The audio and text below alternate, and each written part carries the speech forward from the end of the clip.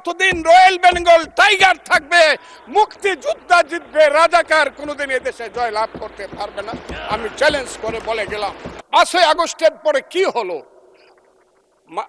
আমাকে একটু 5ই আগস্টের পরে কি হলো আপনারা জানেন।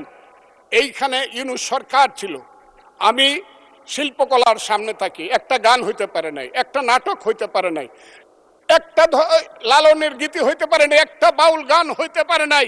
সব কিছু কালো শক্তি ধ্বংস করে দিয়েছিল। তারা বলেছিল কোন মুক্তিযুদ্ধ হয় নাই, 47-এর যুদ্ধ হয়েছে, আর 24-এর যুদ্ধ হয়েছে, আর 71-এ গন্ডগোল হয়েছে। সেই দিন মুক্তিযোদ্ধা হিসাবে আমি বলেছিলাম, আমি বলতে পারবো কিনা কথাটা আপনি, এই আলবদর রাজাকারের বাচ্চারা, এখনো কিন্তু ফজলুর রহমানদের মতো মুক্তিযোদ্ধারা জীবিত আছে। এই দেশে মুক্তিযুদ্ধ হয়েছে, মুক্তিযুদ্ধ সত্য, 30 লক্ষ লোক জীবন দিয়েছে, এটাও সত্য। এই যুদ্ধের মধ্য দিয়ে আমরা সেদিন তাদের সঙ্গে যুদ্ধ করেছি। আমার বাড়ির সামনে মব হয়েছে আমাকে হত্যা করার জন্য। সেদিন আমি আজকের পুলিশকে ধন্যবাদ দিব, আজকের মিলিটারিকে ধন্যবাদ দিব। 10 মিনিটের মধ্যে আমার বাড়ির সামনে তার আগে উপস্থিত হয়েছে আমাকে বাঁচানোর জন্য। অনেক চক্রান্তের মধ্য দিয়ে ইলেকশন হয়েছে। সেই ইলেকশনে তারা কি করেছে, আজকে যারা আমার ডান দিকে বসে আছে তারা কি করেছে, একদিন তো আমরা ভাই ছিলাম নাকি।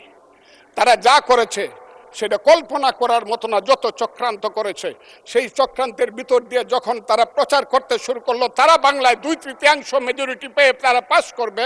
তেলের ভোগান্তিতে ক্লান্ত? এখনই কিনুন রাইডো, এক চার্জে চলুন 100 কিলোমিটার পর্যন্ত। আমি হতভাগা ফজলুর রহমান বলেছিলাম, জামাত জোট যদি মেজরিটি পায় তাহলে আমি বিষ খাবো। এই কথাটা আমি বলেছিলাম, আমি বিষ খাবো। হ্যাঁ, কথাটা সত্য, আমি বলে যাচ্ছি। এবং তারা কোনোদিন যুদ্ধে জয়লাভ করতে পারে না, রাজনৈতিক যুদ্ধে, কারণ তাদের পূর্বপুরুষ বাংলাদেশ চায় নাই। বাংলাদেশ যদি থাকে, এই বাংলায় শুধু বেলিচা মিলিয়ার জুই ফুল ফুটে না, এদেশে রক্ত গোলাপ, রক্ত জবাও ফুটে। এদেশের জঙ্গলে শুধু কোকিল ডাকে না, এদেশের জঙ্গলে রয়্যাল বেঙ্গল টাইগারও থাকে।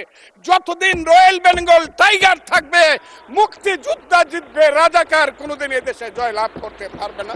আমি চ্যালেঞ্জ করে বলে গেলাম। আমি আজকে আপনাদের সামনে আরো কিছু বলতাম, কিন্তু আমি টাইমটা দেখতে চাই, আরেকটা কথা বলতে চাই। আমি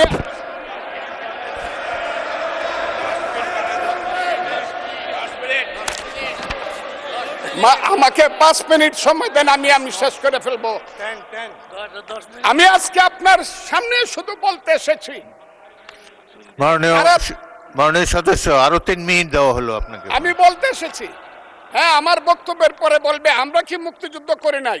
যেমন বিরোধী দলের নেতা বলেন, ওনাকে আমি অসম্মান করি না, সব সময় মাননীয় বলে কথা বলি, কিন্তু ওনার দলের লোকজন এখানে বসে আছে, তারা আমাকে ফজা পাগলা বলে কথা বলে। উনি একদিন এটা বলে তারা নাকি সভ্য, তারা নাকি ইসলাম।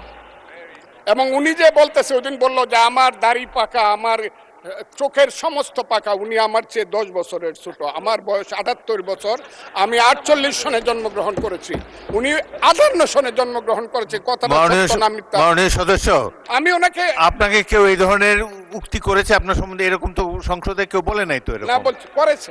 আপনি কেন নিজে টেনে? করেছে আছে এখানে উপস্থিত। আমি আজকে আপনাকে বলতে চাই, বলতে থাকেন, আপনি বলতে থাকেন।